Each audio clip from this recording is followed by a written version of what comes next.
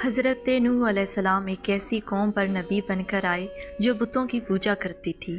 آپ نے ان کو بہت سمجھایا کہ یہ بت نہ ہی تمہیں فائدہ دے سکتے ہیں نہ ہی نقصان، لہٰذا ایک خدا پر ایمان لاؤ۔ لیکن ان کے دلوں پر مہر لگی ہوئی تھی۔ وہ لوگ کہتے، اے نوح، تم پر ایمان لائے بھی ہیں تو چند غریب لوگ، اگر تم ان کو اپنی محفل سے نکال باہر کرو تو شاید ہم تمہاری بات مان لیں۔ حضرت نوح علیہ السلام نے کہا کہ میں صرف تمہارے کہنے پر ان لوگوں کو نکال نہیں سکتا، تمہیں کیا خبر کہ یہ اللہ کی نگاہ میں تم سے بہتر ہوں۔ وہ کہنے لگے کہ تم ہمارے باپ دادا کے دین کو جھوٹا کہتے ہو، ہم کبھی تمہاری بات کا یقین نہ کریں گے۔ اگر تم سچے ہو تو جس عذاب سے ہمیں ڈراتے ہو وہ لے آؤ۔ اللہ تعالیٰ نے حضرت نوح علیہ السلام کو کشتی بنانے کا حکم دیا۔ حضرت نوح کی کشتی 1200 گز لمبی، 800 گز چوڑی، 80 گز اونچی تھی اور اس کے 3 درجے تھے۔ نیچے درجے میں چوپائے، بیچ میں پرند، اوپر آدمی اور ضرورت کی سب چیزیں تھیں۔ غرض جب کشتی تیار ہوئی تو حضرت نوح نے تمام جانوروں کو آواز دی۔ ہر جانور کا ایک ایک جوڑا اور 80 آدمیوں کو جو آپ پر ایمان لائے تھے سب کو لے کر سوار ہوئے۔ جس جگہ اب مسجد کوفہ ہے وہیں پر کشتی بنی تھی اور وہیں سے طوفان کی ابتدا ہوئی۔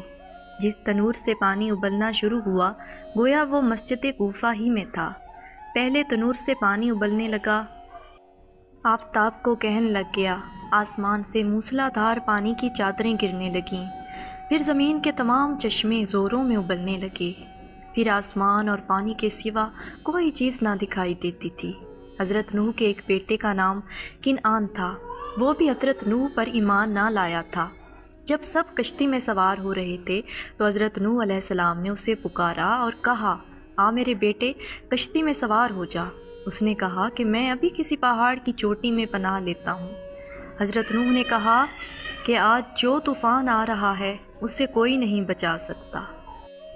چونکہ کنعان ظاہر طور پر ایماندار تھا اور حضرت نوح اس کے باطن سے واقف نہ تھے، اور خدا نے ان کے لڑکے بالوں کی نجات کا وعدہ کیا تھا، اس لیے حضرت نوح اپنے بیٹے کے لیے بے چین ہو گئے تھے۔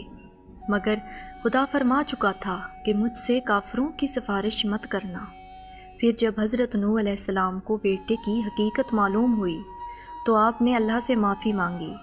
کنعان اور حضرت نوح آپس میں بات چیت کر رہے تھے کہ دونوں کے درمیان ایک موج حائل ہو گئی اور کنعان کو بہا لے گئی۔ کنعان اور اس کی ماں وائلہ یہ دونوں کشتی میں سوار نہیں ہوئے اور پانی سے جہنم کی آگ میں پہنچے۔ کنعان کے علاوہ حضرت نوح کے 3 بیٹے تھے، حام، سام اور جافس۔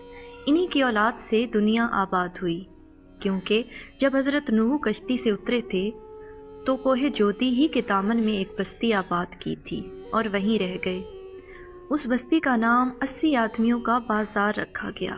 خدا کی شان، چند دن کے بعد وہاں ایک ایسا مرض پھیلا جس سے اولاد نوح کے علاوہ تمام مومنین مر گئے، صرف یہی 3 صاحبزادے اپنی بیویوں سمیت رہ گئے۔